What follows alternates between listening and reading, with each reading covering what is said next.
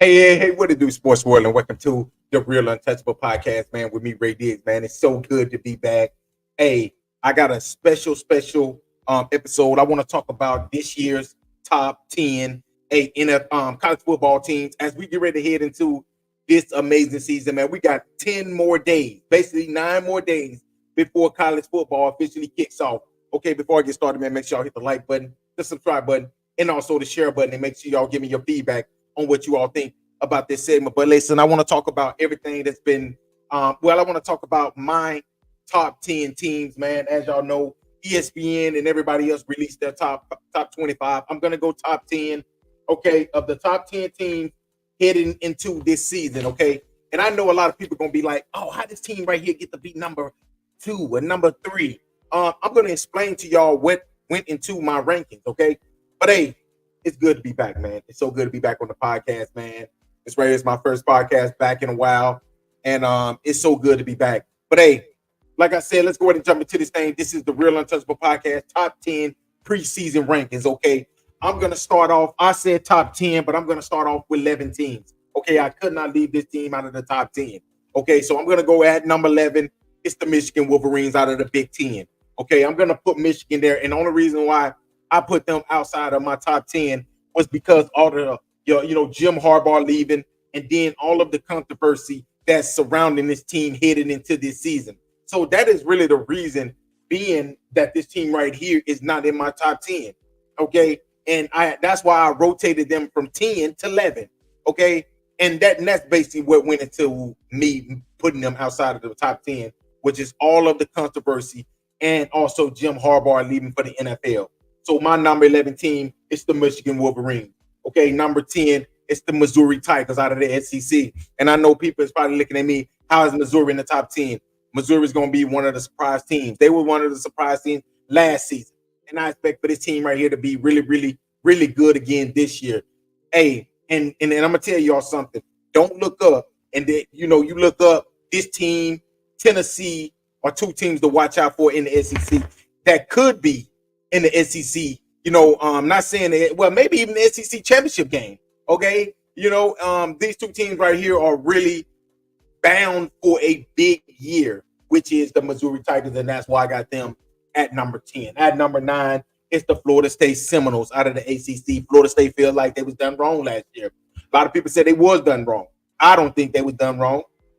I think that the 14 that deserves the 4 best teams got into the college football playoff. Florida State was the 5th best team, but now Florida State have a chance to amend that.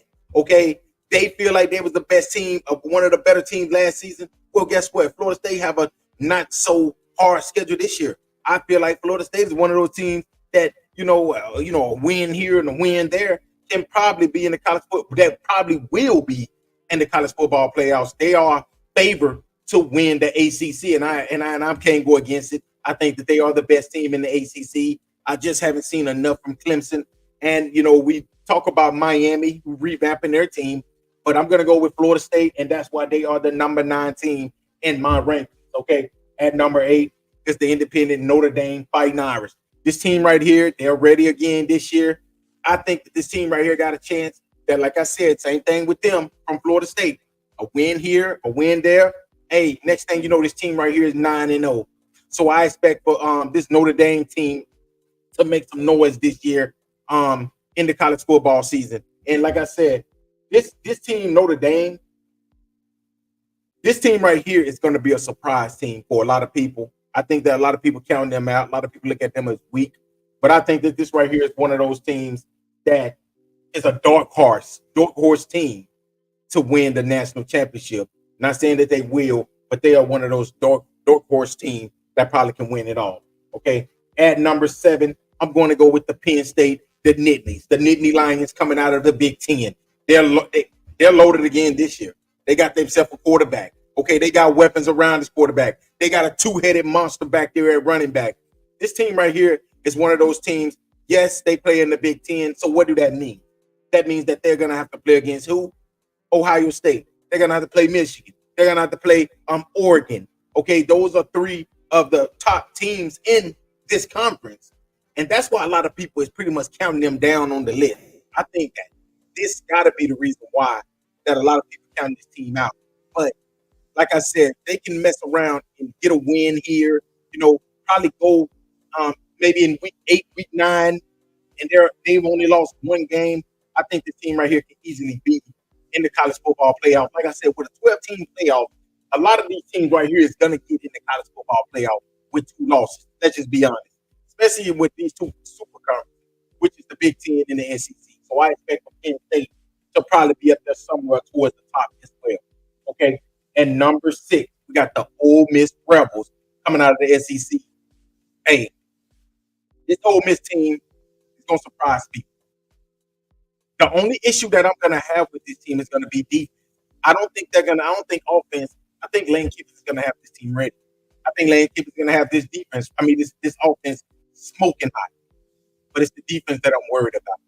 And then I think that if this team can lose 3 games, I think that's going to be a really good season for them because of them playing in this very, very tough, deep Southeastern Conference. And that's the reason why they are my number 6 teams. And like I said, I expect this team right here to have a smoking offense, but it's the defense that I'm worried about. But to start the season, they are one of the 10 best teams in college football. And that's why I got them, Jackson Dort. You got Lane Kiffin back at the helm. So I got this team at number 6. And now we're going to head into my top 5. At number 5, I have team behind me, the Alabama Crimson Tide. Why do I have Alabama ranked at number 5? First of all, people saying, well, why are they number 5, man? Why you got them at number 5? Is that because you like them? Is that why Nick Saban is gone? Listen, Nick Saban left. He laid the groundwork. Okay, he basically laying down a foundation what this team needs to follow. Keelan DeBoer coming from Washington. If y'all don't know nothing about coaches, this dude right here is one of the elite coaches in college football. This dude has turned around program after program. So why would I not put Alabama as the number 5 team? And y'all lucky that I didn't put them even higher up. And the reason why is because of Nick Saban leaving and Keelan DeBoer coming in. Because I think that this Alabama team is loaded. I think that this team right here got a chance to be special with Jalen Milroe up under center, in the shotgun, because that's most what they're going to be running. So y'all are sitting here thinking that this Alabama team is just going to fall off. I don't believe that. Not for 1 second. How can you fall off when you got a coach, right? Let's talk about Keelan DeBoer. Matter of fact, make sure y'all tune into the next podcast, the next episode. I will be breaking down on why I think that this Alabama team could possibly push it for a 11-1, possibly 12-0 season. But we're gonna talk about that in the next episode. But my number 5 team is the Alabama Crimson Tide, and the reason I got them there is because of their head coach, Nick Saban leaving and Keelan DeBoer coming in. But when we talk about Keelan DeBoer, like I was about to say, this dude led Washington to the national championship game last year. They beat Oregon twice. Now, that's enough for me. That you showed me that you can coach. And think about it. With the talent that he has down here at Alabama, think about everything that he has. He got a quarterback, running back, wide receivers all over the field. Okay, we see he got probably the best offensive line that Alabama has ever had. The best offensive line in college football. He got a very, very good defensive line. He got some very talented linebackers. Secondary young, but the boys can play. Okay, so he got everything that he needs. And the thing about it was, look at what he had at Washington. It took those guys 2-3 years for them to mature to what they became. Okay, last season with the Pope and Roma Duzier and the rest of those boys. Think about him already having that at Alabama. That's why I think that y'all are really sleeping on this Alabama team. This team could be a sleeping giant. And that's why that's my number 5 team. At number 4, I'm going to go with the Texas Longhorns at number 4. Now I have to flip-flop it between them and my number 3 team. And the reason why I put Texas at number 4, and the reason why they didn't fall even further, is because of the running back position. Okay, with Baxter going down, a lot of people don't know Baxter's a 5-star running back. You don't just lose a 5-star running back and think it's not going to affect your team. And that is the reason why I put them at number 4. This Texas Longhorn team is really, really, really good team. But when you lose your starting running back and your 3rd or 4th string running back, that's dead. Okay? And everybody know what Baxter can do. Baxter was their starting running back. He's a 5-star recruit. The kid can play. So with them losing him, that is the reason why this Texas homegrown team is the number 14. But Texas is going to be good on the defensive line. They're going to be good on the back end of the defense. But their wide receivers are loaded, okay? And they got Quinn Ewers at quarterback that's back again. But I want to tell y'all this right here. I want to say this about Quinn Ewers, man. I think the kid should be getting more recognition than what people are giving him, okay? The kid he can really play football, y'all. He's a baller. He can really throw. I've been watching this kid ever since he was a junior in high school at South Lake Carroll in Texas. Okay, and I telling somebody this story the other day. I said, I remember when South Lake Carroll was one of the top 2 or 3 teams in Texas. Hardest conference, which is 6-8. I remember this team right here being one of the best teams. Okay, and I hated it that when Ewers ended up leaving early, which that next season, his senior year, they would have possibly had one of the top 2. They would have had a top 2 team in 6-8. Possibly won a state championship. And I hated that he left early. He left, went to Ohio State early. But right now, Quinn Ewers is possibly his last year. But I want to say this right here as well. I think Quinn Ewers is going to be on a short leash. And I'm going to tell y'all why. Because I think Steve Sarkisian is up under a lot of pressure to play Arch Manning. That's just my opinion. So I think that Quinn Ewers, he's not going to, his margin of victory, his margin of error is not going to be high. That is the reason. That's the only thing that I'm worried about when it comes to this Texas Longhorn team. That is going to be the only distraction this year is basically losing Baxter, but also the quarterback position being that that Arch Manning is on his back. The fans is going to be asking for Arch Manning if Quinn Ewers come out there, throw 1 or 2 picks. Everybody's going to be asking for Arch Manning.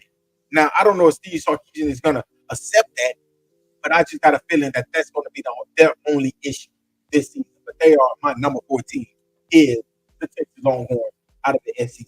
And at number 3, the Oregon Ducks coming up out of the Big Ten. Yes, you heard it right, the Big Ten. Okay, the Ducks is going to be loaded again this year. They are ready.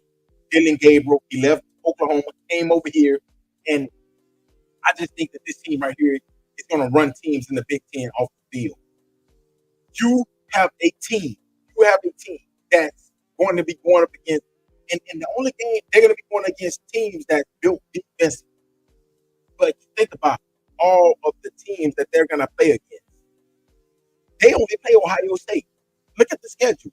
If they can get past that Ohio State game at Allen Stadium in Eugene, Oregon, this Oregon Duck team will finish undefeated. They will. It just, man, it's going to happen. So when I say that, this Oregon Duck team is loaded. They are very loaded this year. And the thing about them that I think is going to give a lot of Big Ten teams a problem is the speed. Think about Ohio State. Think about Michigan. Think about Iowa. Think about Penn State. None of them has really seen a team like this that's built like this team is built. Okay? They are built like on the defensive side, they got SEC type of caliber player. But on the offensive side, they have Evan Stewart, the kid that came from Texas A&M at wide receiver. These dudes right here is going to be moving fast. And they're going to be moving at a high rate. Okay? And think about it. Michigan, they have a regular huddle-up offense. Ohio State have a regular huddle-up offense. Same thing with Iowa. Same thing with Penn State. None of these teams run a high up-tempo offense. Okay? So they're going to give teams fits in the Big Ten. And that's why this right here is my number 3 team in my ranking. And now we're going to come down to, drum roll please, the top 2 teams in college football. So when I tell you who the number 2 team is, you're going to already know who's the number 1 team. The number 2 team is the Georgia Bulldogs out of the SEC. Man, why did you put Georgia at number 2? I'm going to tell y'all why I put them at number 2. Because I think Georgia is the best team. I do think Georgia is the best team in college football. I think Georgia have the best coach in college football with Kirby Smart. But the reason why they're my number 2 team is that I'll explain when I explain the number 1 team. Okay? But they are the number 2 team. They are one of the deepest teams that you will see. They have one of the best quarterbacks in Carson Beck coming back this season right here. So I think that this team right here got everything they need. Okay, they got Trevor Etienne that came over from Florida in the transfer portal. That's gonna be huge. especially for a team that loves to run the ball. Not only can Travis Etienne, not only can he, Trevor Etienne, I keep saying his brother, the play for Jacksonville Jaguars, Travis, but Trevor Etienne, I keep when I look at him, he gives Georgia something that they haven't had. He gives them a two-dimension running back. He's a two-dimension running back. What does that mean? That means that he can do both. He can run the ball and he can catch the ball. When have Georgia had a running back that can do both? That can pretty much run for 67, 80 yards, but also catch for probably about 80 and 80 yards. Okay, that's what they're going to get with Trevor Etienne, and that's why I think the Georgia Bulldog team. And then we know that they're loaded on the defensive side of the ball as well. They always loaded on the defensive side of the ball. So that's why I think that this right here is the number 2 team in all of college football. Easily could have been the number 1 team. And ladies and gentlemen, the number 1 team in college football heading into this season. And the reason why I picked this team as the number 1 team is based off one thing. It's the Ohio State Buckeyes. Okay. Everybody know how I feel about Ohio State. I hate Ohio State. That's my brother's favorite team. I do not like them. I hate them with a passion. But they are the number 1 team in all of college football. And I'm going to tell y'all why I feel like this team is the number 1 team. Their roster. Ohio State have the best roster in college football. Look at their defensive line, the players that came back. Look at their linebackers with Sawyer that came back. Look at their secondary, Burks, that came back. Okay, not only did they get Burks coming back at the cornerback position, but you steal Caleb down from the Alabama Crimson Tide. That was the biggest move that could have been made. Okay, with, of course, Caden Proctor coming back to Alabama from Iowa, but this right here was the biggest move. Okay, when you look at that defense, that should be one of the top 3 defenses in all of college football when it comes down to name-wise. Okay, but also on the offensive side, you got Howard, Will Howard, that came from Kansas State. You got Judge that came from the running back that came from Ole Miss. He was their best player. Think about that. A running back that came from the SEC goes to the Big Ten, and he was the SEC. He was the best running back in the Southeastern Conference. And you go to this team where they already got Travion Henderson, okay? And then we're not going to even talk about wide receiver position. This team right here probably got at least 4 to 5 really good receivers. And when we talk about wide receivers, their best wide receiver might be a true freshman, which is Jeremiah Smith, the kid that came as the top-rated wide receiver that came out this year, that came out of high school. So when we look at this Ohio State team, we looking at one of the best teams that you can ever assemble. Okay, they got one of the best teams that money could buy, and that is why they are easily the number 1 team in college football. This team right here should go undefeated.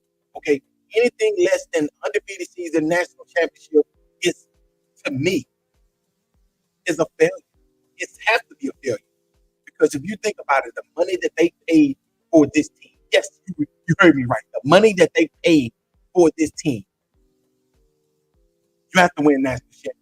Bottom line, there's nothing else that's good enough besides a national championship, and that is why they are the Real Untouchable podcast, number 1 preseason, number 1 team in college football. But hey, man, y'all let me know what y'all think about this segment. Let me know what y'all think about all the teams.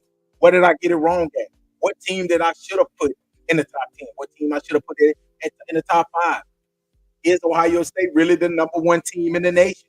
But like I said, I gave you all my reasoning why I felt that Ohio State was the number 1 team.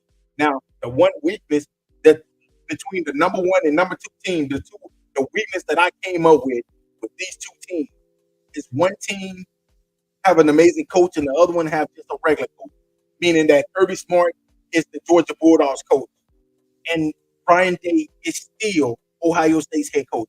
Those are the 2 differences between the number 1 and number 2 team. But when it comes down to roster, position by position, you got to go with the Ohio State Buckeyes, especially from defensive line, linebacker, secondary, okay, and then wide receiver and running back, okay. And like I said, Georgia probably got the better offensive line. Georgia probably got the better quarterback. But everything else, you got to go with the Ohio State Buckeyes. That's why they are the number 1 team.